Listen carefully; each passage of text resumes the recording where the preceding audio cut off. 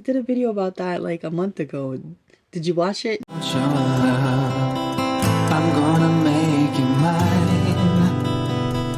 There's something special about your love. I think it's one of a kind.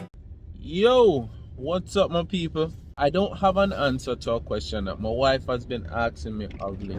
She's been trying to be more organized. She's always been goal oriented, but more organized. So she got herself this planner. I don't remember the name of the planner, but it's like, she will say it's like an expensive planner. And I guess because we're just thinking, oh, like, you know, especially people with the digital age, everybody's thinking like a planner is just like this, you know, book, and it should be a couple of bucks or whatever. So it's like $30. It's a commitment to being more organized. But it doesn't just give you, like, you know, it's not just a glorified like calendar book. It gives you places to write your goals in. Did you meet those goals? You know, like asking you questions to do so. And she'll ask me now, like, okay, I have a set of 3 days off coming up. What would I like to achieve in those days off? And I feel like this question is catching me flat-footed so much more often than I would think, you know. And the thing is, like, every time that I would reach my days off, I'd always feel like, oh, I can't wait till I'm days off. I have so many things that I need to do or I want to be able to do. And now I realize I fixed the scheduling issue. One of the things that causes burnout for me as a nurse is something that I used to talk to my wife about even before I went to nursing school. I would get burnout vibes whenever I felt like work was getting more out of me than I was getting out of me. And I think that sounds so crazy to us because they've been trying to indoctrinate us into that way of thinking for so long that doesn't even sound absurd to us. It's not that, I mean, you know, like the whole hustle culture and like you live at work and work hard and you'll get this and that, and that has nothing to do with that. What I'm saying is, if you want to dedicate how many hours to work, that's fine. It's not really fine, but that's not what I'm arguing about. What I'm arguing about is there's no way that you can give work 48 hours, 36 hours, 50, 60 hours a week, and you're donating more to work than you're donating to yourself. You have less investment in your success than you have in work success, right? When I'm on the clock at work, yes, I'm there to make a difference, save lives, all of that kind of stuff as a nurse. You know, it's why we do it and all of that. I overheard one of my co-workers say, you know, that guy's here for the paycheck. And the reality is, everybody, no matter, even if it's your career, no matter if it's you get fulfillment from your job, you want to make a difference, you are a super nurse, you're still at work for a paycheck. No one is donating the time for free, especially to somewhere else that is making money off of said time. So there's not really a problem with you being there for the paycheck. Now, if you are going through the motion, that's different. That's a different argument. What I started to realize when I would get burnout was when I was off, I'd end up doing nothing. I would sit there, maybe veg out, and there's nothing wrong with having a day or two when you don't do anything really, but that would be my days off. And then when I was at work, I was maxing out my productivity, and it bothered me because I had nothing progressive to show for that. I wasn't getting a raise any faster than that. I wasn't getting, you know, promotions or anything like that. I wasn't gaining any new life skills or any kind of professional skills, certifications that were going to change my situation in any which way, shape, or form. But you can guarantee that work was finding a way to make money off of me. After a while, got into the nursing field, and I realized that I was on the same situation where I would go to work and then I realized when it would become my days off, I would give myself all these ideas of having goals. Not actually having set goals, but ideas of goals, which were just without a plan. They're just wishes, things that I would like to be hopeful of seeing happen. But I didn't have any plan, it wasn't thought out. And when I would really get super ambitious and like, yeah, you know what I need to do is this and this, was when I was driving back to work. And then it started to become this weird, I have to find a way on my next sets of day off to figure out the secret to not have to come back to work. Initially it started off as a joke, and then it got more and more serious the more and more closely I got to burnout. So now I like that my wife has made me uncomfortable with asking me this question. Lisa has made me uncomfortable with this because I realized like, wow, how can you have 3 or 4 days coming up off in a row when most people have 2 days off and you have no idea of a set goal? And I'm not even talking about like, I'm going to teach myself to be bilingual. I'm talking about basic, the most basic, like, what is something you'd like to achieve before you go back to work? And I'm like stunned by this question. Like, wait, I thought this was going to be an easy question. I should be able to just pull out random things here. And I really have to think about it. And that's where I have to make sure that I, right now, stay in that uncomfortable place, because that's what's going to benefit me with change. Bruh, are you going to go? I have to stay in that uncomfortable place because that is what's ultimately going to lead to change. But I also eventually need to be able to answer that question with more confidence, decisively answer it and say, these are my goals. Because if I can't find a goal for 3 days before I go back to work, what are my long-term goals? Again, maybe I might think I have long-term goals, but I have wishes.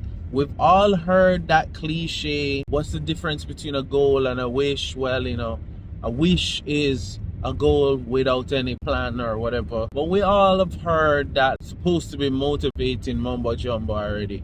And the reality is this: if I can't find short-term goals, my long-term goals that I think I have in my head, that I am not, getting any closer to achieving over time, they're just wishes. They're just well wishes. Kellan, is really into trains right now. And we wanted to just, pop over here, park up, take the Sunrail to wherever it was going to go. It wasn't like we needed it for actual transportation. It was just to ride the train. That's another thing that I'd like to get done in the next sets of days off. So yeah, short-term goals and not short-term wishes is one of my goals, to stop having short-term wishes and start having some short-term goals. It is 7:39 right now, on the way home. Most people are on their way to work, but this is the great thing about working night shift. I'm usually heading the opposite direction from traffic. Alright, so unfortunately, my people, I failed as a blogger today. My phone was running a little low on battery. I didn't have enough battery to take you guys inside. I do apologize, but I will show you what I ended up getting. I know this is gimmicky, but I got these green wise flowers. I mostly got them on how they look, and not because they're green wise, but they're supposed to be more natural grown flowers. I'll research that some more to make sure that that's actually like a thing. And then got some buttermilk. And the reason I got the buttermilk is we have a pancake mix at home that's really good, but it's not like the complete stuff. It's nowhere close to that like Bisquick or that kind of style where mix it with water and it's good to go. So you need buttermilk and you need an egg to be able to make it. And actually, I saw this thing where this guy basically made these, I don't even remember what they call them, but like he took the pancakes mix, and instead of making a pancake, he just kind of made it in these very thin strips. So I'm going to try to replicate that for the family for breakfast. So rather than carrying it home and trying to make it now, I am planting the little seeds now to harvest for my days off. So I have that. And then I got her some desserts that we'll probably enjoy with some wine again on our days off. Maybe even during on our BS. So little bit of behind the scenes for you guys there. See you guys at home. You guys can live without me until I get home, right? I think you can. I have all the confidence in you. You should too. Till the next time the camera turns on, I'm off.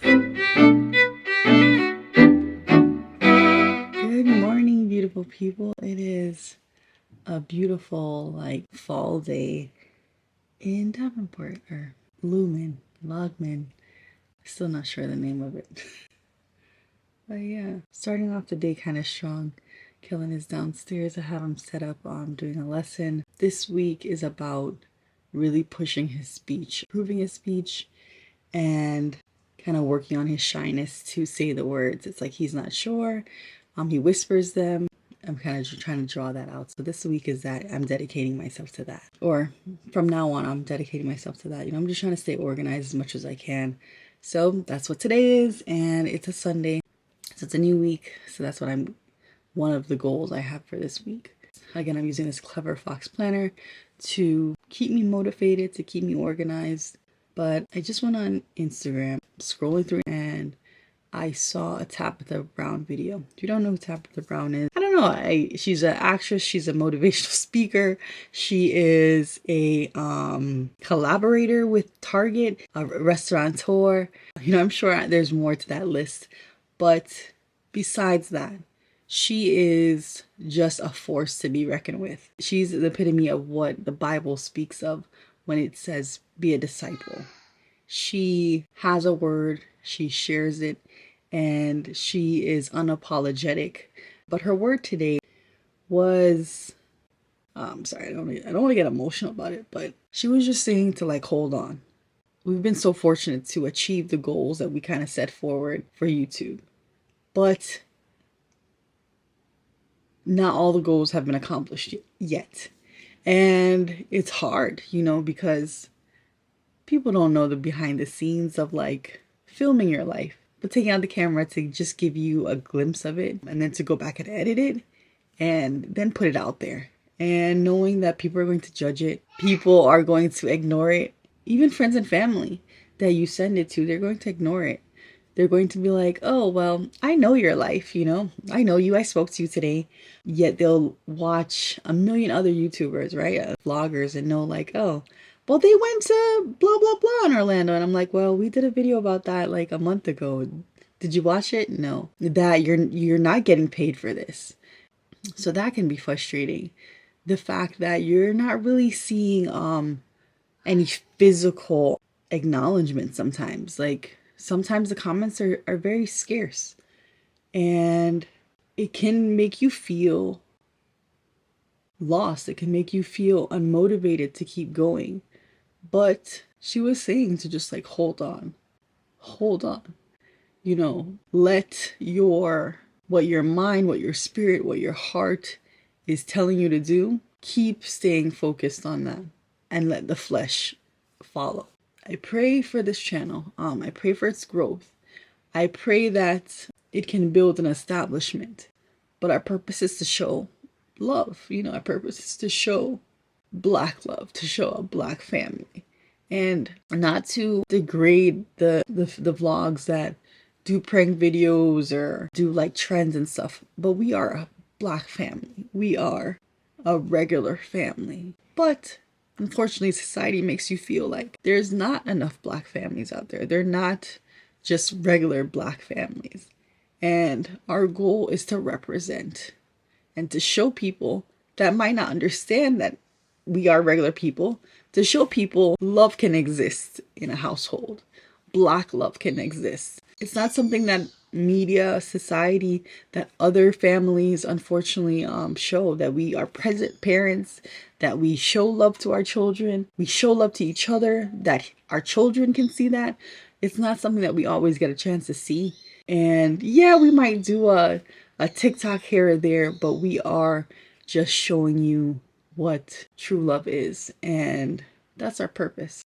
And if a couple that's not sure about love, couple that's not sure about the sanctity of marriage, watches us and is motivated to show love differently than how they were taught to show love, that's all we want. But sometimes you feel like no one's watching, and that's hard. It's hard. It feels like you're watching yourself and you're surviving on 4 hours of sleep, not because of your toddler, because he sleeps through the night, but you're surviving on 4 hours because you're staying up to edit. It gets, you start to doubt yourself. And Tabitha just gave me a word to stay focused. To Tabitha Brown, I appreciate you. I appreciate you motivating me. I appreciate you motivating others. I appreciate you speaking the word of the Lord and putting your spirit out there and touching so many lives. I aspire to be like Jesus, right? That people can look at me and see the love of God within me, within my family, me motivate others just like people are motivated by you. Girl, you're a word for real. Like you exude the word of the Lord, and then you use that word to be a word. That's awesome. So we're gonna start the day and let it be. Smell that. Smell that. Isn't this a great way to start the day? Dan got me some beautiful flowers. It is not, again, if you've been following us for a while, it's not a surprise when Dan buys me flowers. Dan's very sporadic about buying flowers. It's not every day he buys flowers. It's not every Tuesday he buys flowers, but he does buy me flowers. On our first date, he brought me flowers, and I saved them for like a while, and he was like, "Are you gonna throw them away?" And I was like, "I've never had someone like give me flowers. Like, well, I've had, but like for like a first date, bring me flowers." So I was like, I want to save them, because I used to save like rose petals. I had like a glass jar that I saved like rose petals from like special events. And he was like, "No." And I was like, "But what's like, why are you stopping me from saving my flowers?" And he was like, "There's more flowers to come." In our almost 10 years together. So he has truly stuck to that. Sometimes he's just like leaving work and he thinks of me and he brings me flowers. So this is my jar. I'm actually gonna take out some water.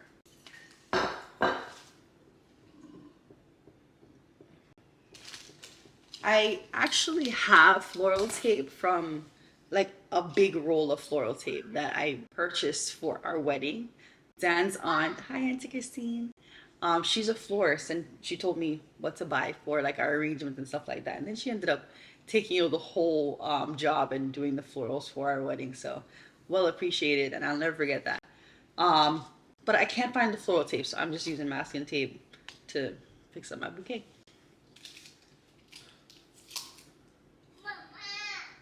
Yeah?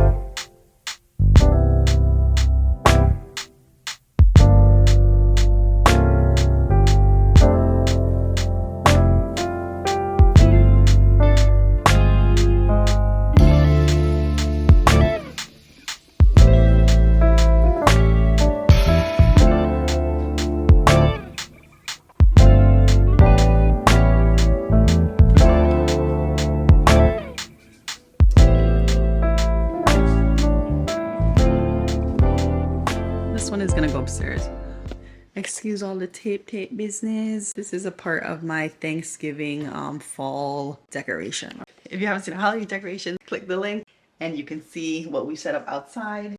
But literally, I only have like subtle things inside just because. But this is just one of my favorite. This is from Yankee Candles. You put a tea light there and it warms up the candle oil there. I think I did like once or twice. Instead, he starts and he says, I thank my God every time I remember you. I have a little exercise I do where I'll often just pray to God and say, God, show me who I can pray for. I pray with joy for you, for the partnership. Oops.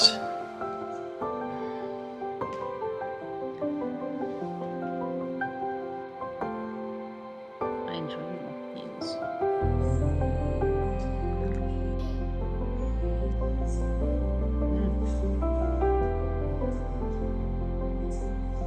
Thank you for those who serve the church to represent in Jesus' name. Love, I think it's one of a kind. There's something special about your love. I want it all the time. You will always be my inspiration.